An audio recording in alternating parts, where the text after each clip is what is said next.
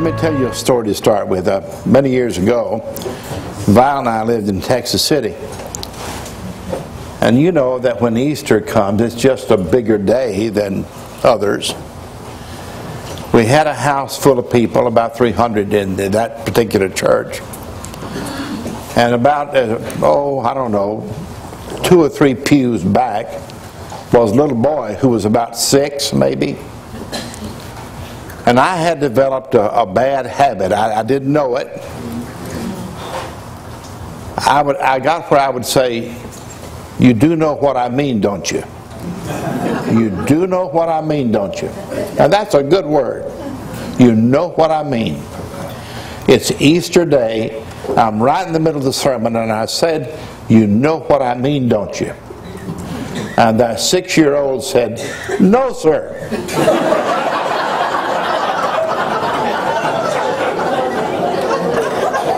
See there, Vi, I told you they'd laugh, and this is going to be a hard morning, honey.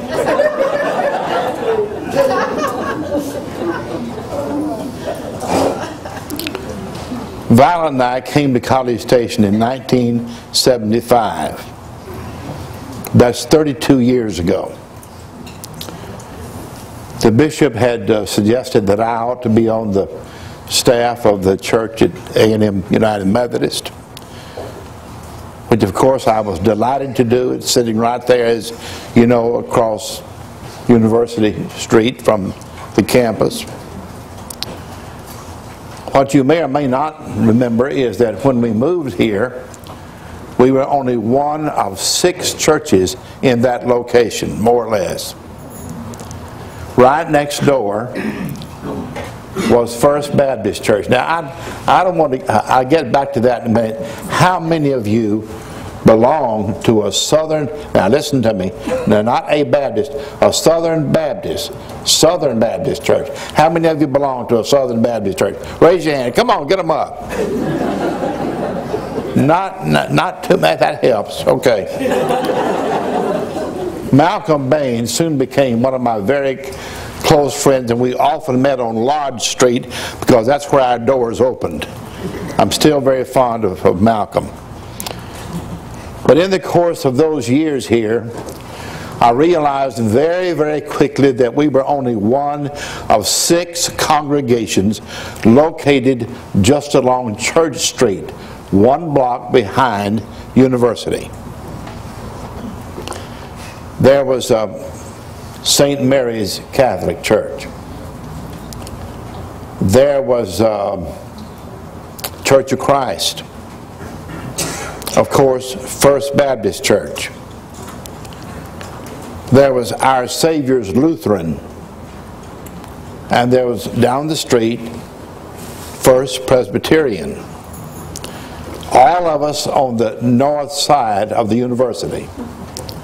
But if you had crossed the campus and looked on the south side, you'd find 3 more. St. Thomas Episcopal, the Jewish situation, very, very good. The Hillel Foundation, which was in essence a kind of a synagogue, very active. And if you'd just gone on down the street and around the corner just a little, you would have found, of course, the Unitarian Church. So I'm trying to tell you that in the earliest days of our planting churches in College Station, 9 of us chose to be as close as we could to the university. That was the business of the city, and you know that ever so well. The university was the notable event of everything that was going on in College Station. Of course, as you know, the city grew eventually, rather rapidly, but not as early as that. We had to deal with a lot of blessings, those of us in churches, because we began to see in time the unity of the church beginning to have to deal with the spread of newcomers, a lot of them. You don't know very many people of our age that were born in College Station. It was a university place for a lot of young cadets. The religious community therefore had the problem of how to deal with those 9 churches and anything else that might decide to plant itself close by. One day, about 10 days ago, I sat down with a phone book to try to determine how many churches there really are in College Station. You have any idea? I looked and looked and looked and kept putting a little mark by one that told me it was, or the location was right here in town, and well, I didn't find but 40 something. 40 something? Maybe that was conservative. May have been a little over 50. Now I'm not talking about Bryan, I'm talking about College Station. Just this entity here. An enormous array of churches that have followed the growth of the township. As you have moved, more lots have been sold to church situations, and we keep rearing churches. I keep thinking, how did we do it? How did we ever get here, really? You've got to find land, you've got to build a building. There's nobody to ask for more money. Not you know, from the community. So I've tried to think, how does it happen? How did we get here? I know why we get here, but how did we get here? Let me tell you a quick story. More than 100 years ago, y'all hear that? More than 100 years ago, there was a grand old priest that was in touch with St. Joseph Catholic Church in Bryan. I just know his name as Father Gleisner. Father Gleisner.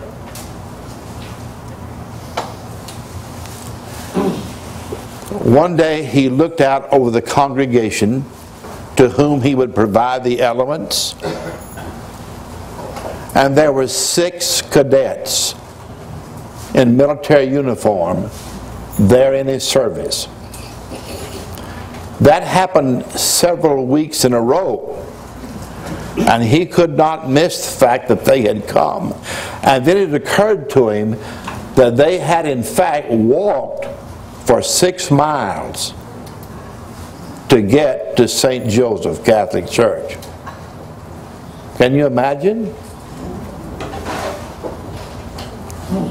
So he spoke to whomever the powers that be were, and they gave him the dispensation to go out to the college and to see if he could find somebody to find a ministry much more reasonable there. So he took his horse and buggy, that's all they had, and he drove it out to the college and made a relationship available so that any young cadets could receive the elements who wished to. They began a search for land to establish another congregation out here.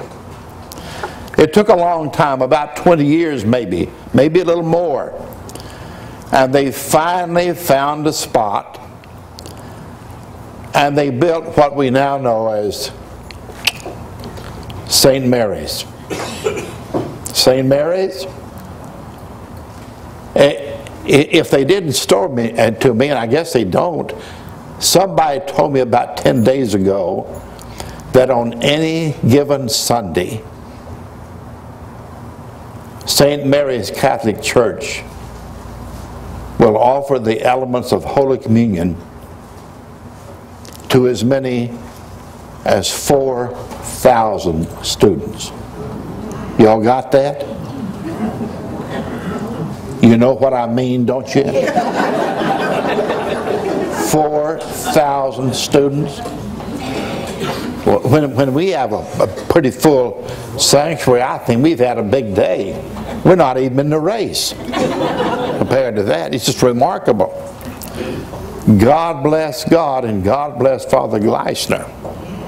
He had a lot to do with what became of the Roman Catholic influence. Most of you know that St. Mary's is there and has improved its facility. It's no longer the little tiny thing they built way back in the 1920s or 30s. It's a much more auspicious thing now, and suddenly they added another one way out along the highway in terms of St. Thomas Aquinas. St. Thomas Aquinas, named for a grand leader of the Roman Catholic establishments who lived in the 1200s A.D., nearly 1,000 years ago. St. Thomas Aquinas.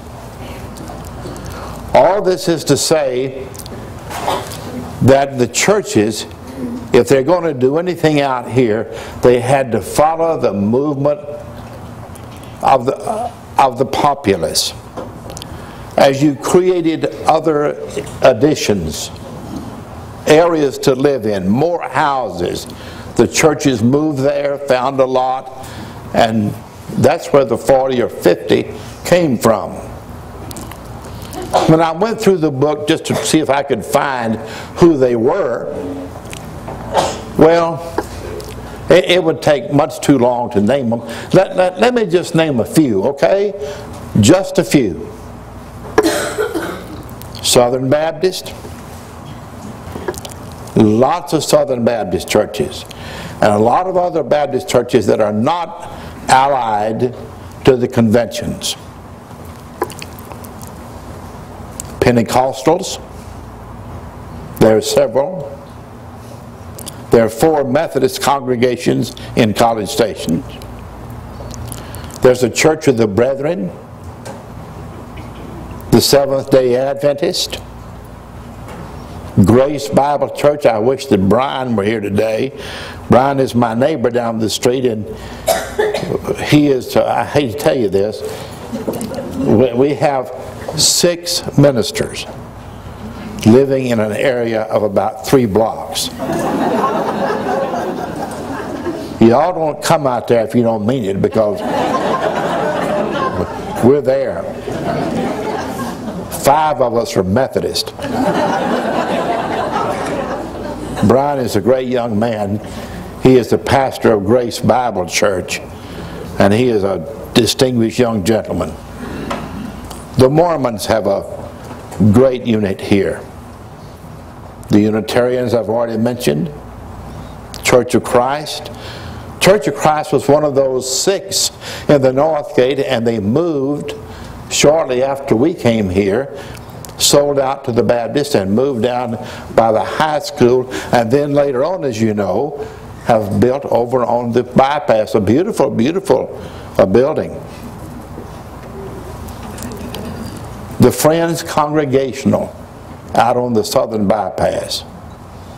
The Episcopal Church has its roots in Great Britain's Anglican traditions. Great, great people. The Jewish people have their place over there on the south side. The Lutherans have 4 congregations in College Station. Presbyterians had 2 for a time, and one of them finally sold out and went and merged the 2 together, and they're doing, I think, quite well. The Roman Catholics, of course, have the 2 congregations, and there's things like the Covenant Church out on the west side. I'm trying to tell you, they're everywhere. There are all kinds of congregations. So when you talk about where do you want to go to church, you've got a lot of options.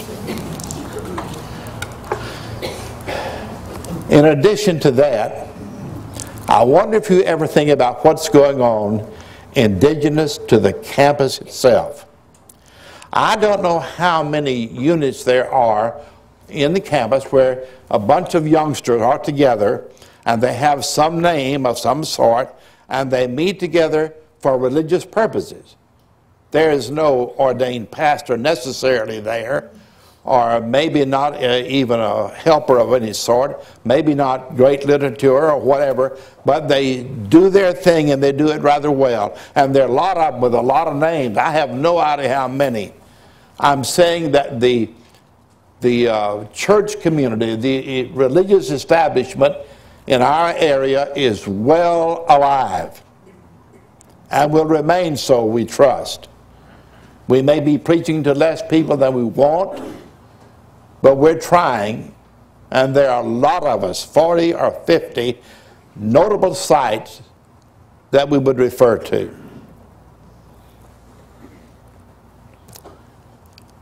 Having said that, I really would like to shift gears for a while. Violet said, tell them the story, don't preach. But folks, I was not called to do history.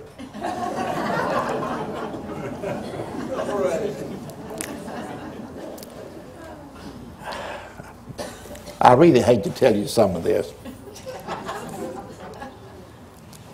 In the course of our many years together, Violet and I have been married 60 years. I took her right out of junior high school or something. Like many of you, we've had a great life together with 4 children and all of that. And of course, the big thing of our life was the churches we've served, not the least of which was to be assigned to A&M. But it occurs to me that in addition to what I'd like to tell you about the many, many churches that are on lots all over the city, and how that your spread means our spread, we're going to be there in some form or other, I'd like to take off on a little different tack and tell you what as a said question is, why are we here? Why did we come to stay? What do we have to offer? Why do the clergy and the congregations keep dotting the lines with more and more additions?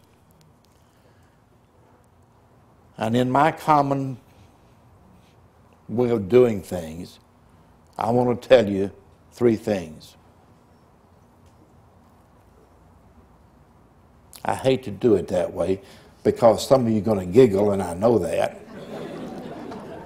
You know, at A&M Methodist for 12 years, they got where, well, not just about 2 weeks ago, some guy said to me, do you realize we used to count your words in the pulpit until you got to Violet? And sometimes it only took about 4 words before you got to say Violet somewhere. Well, the reason I said Violet, because she was sitting way back there looking kind of like this, meaning, boy, you're not getting through. Well, I'm grateful that she helped me in that way. And then I had a guy there that when we left gave me a little thing he drew with a little short man with his glasses on, and he was saying, point 3.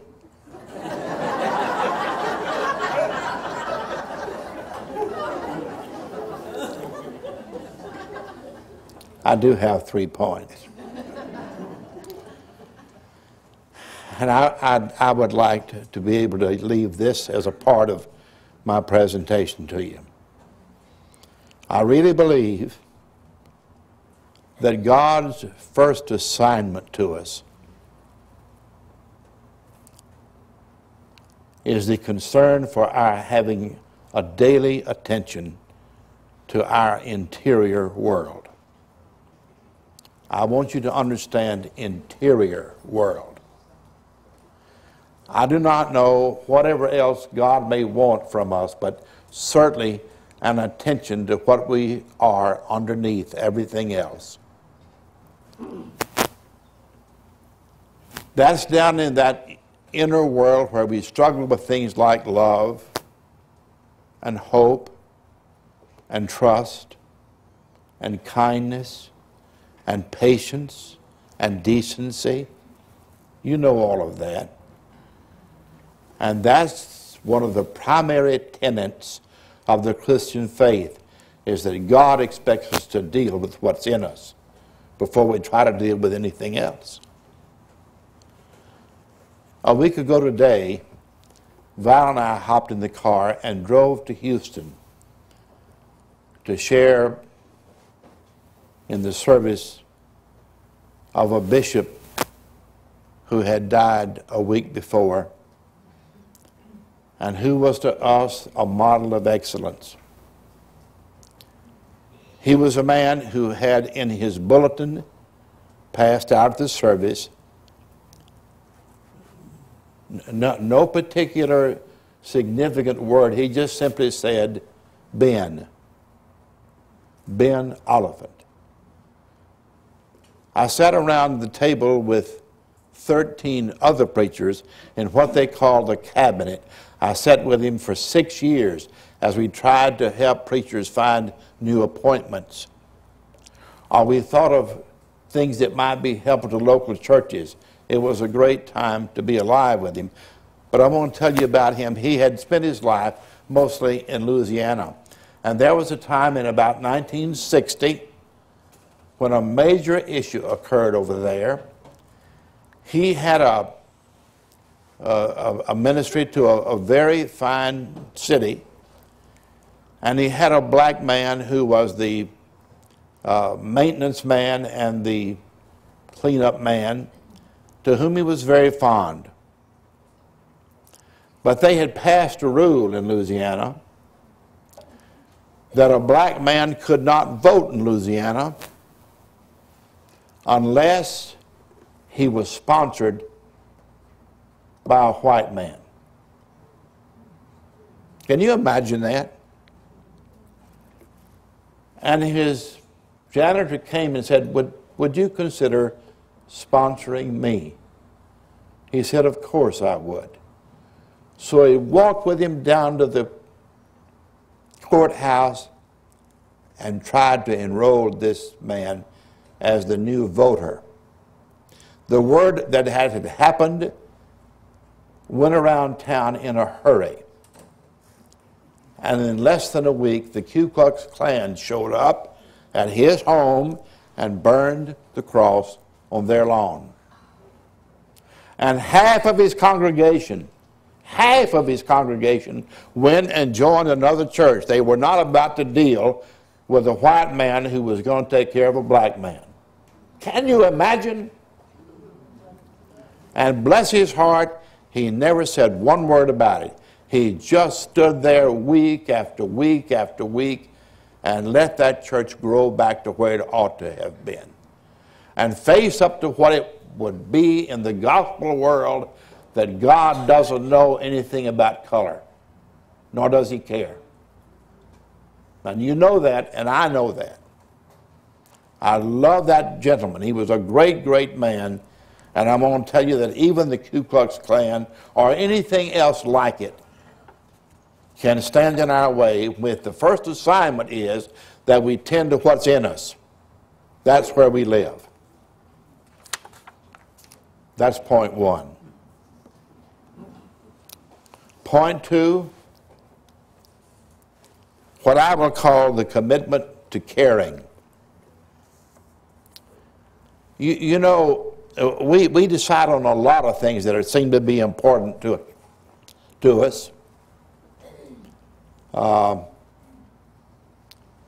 And some of them are so restrictive that we only make close ties to a few friends and some of the kinfolk. What do you do about the unfortunate children that you have met that have no way to make it beyond where they are?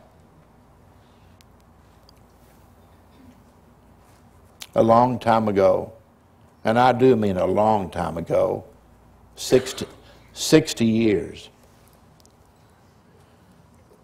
I sat one Sunday in the little church that I went to every week. I was about 9 years old, maybe 10. And we had an old minister who just talked forever, but he was a great guy. And he would march back and forth and tell us about Isaiah or Jeremiah, somebody whom I didn't know, you know. And it went on and on and on. Thought we'd never get out of there. And finally he was through and we sang the last gospel song, standing. Well, I was soon to go home and I was glad, but over here somewhere, just in that little bit of a maybe kind of a eye, there was some movement. Mrs. Shivers was coming out of her pew and walking straight toward me. She was as old as the hills. She was 70-something years old. You know, old woman. And I thought, what's she coming here for? And she came and she said, Bobby, put her arms around me. I'd known her since I was born. And she said, Bobby, my grandson Warren, 3 years my elder, sitting about two pews from me, she said, my grandson Warren is going to join the church this morning. Wouldn't you like to join with him?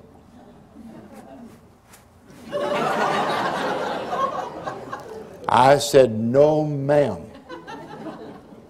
And bless her heart, she simply went back to her pew. That's not a great story, except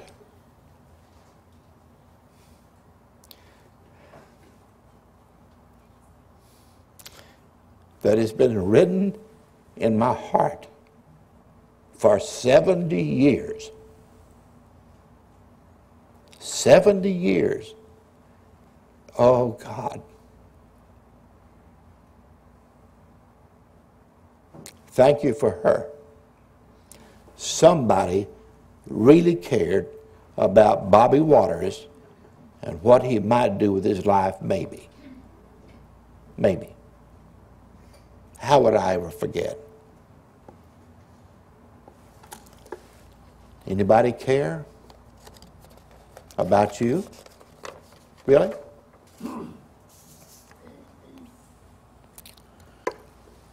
Point 3.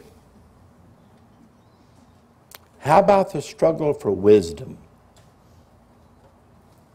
You know, it's not good enough to merely think a thought after somebody else who told you.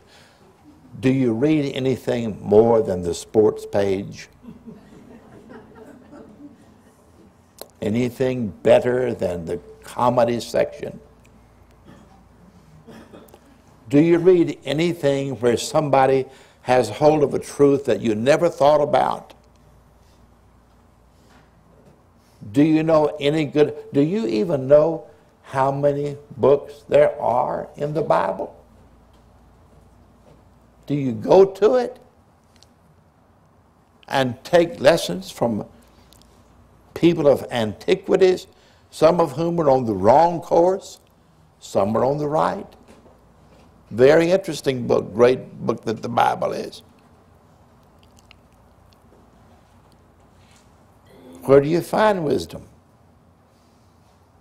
You find it in the comment that you probably cannot find an author for. Something that was said that finds its way into your consciousness, and it makes a difference in how you believe about things. Wisdom. Wisdom is the capacity to become thinkers, not just borrowers. A lot of us are just borrowers. How about thinkers? How about looking at life through the mirror of, I understand that.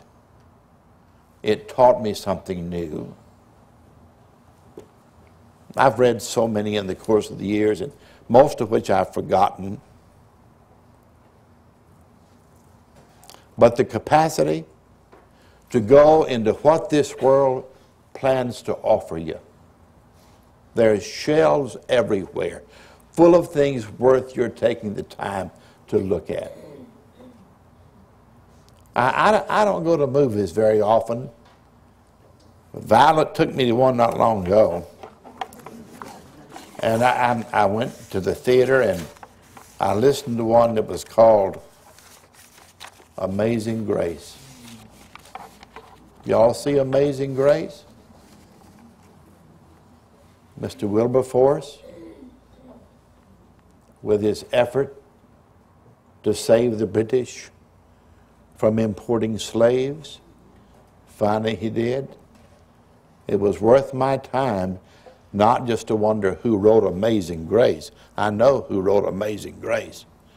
But the Amazing Grace was that somebody found a way to get out of what was one of the ugly, ugly events of human history.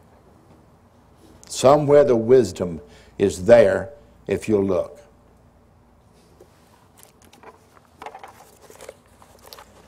I know it's time to stop. And I want to thank you for permitting Violet and me to come and sit at your table. I love Bryan College Station as much as you've ever thought about. I tell her I expect to die here. She can take me off to Woodville and drop me in a hole. That's okay. But I'm going to die in College Station. I love this place and I love you. And I thank you for permitting us the chance to be with you today. Say amen. Thank you.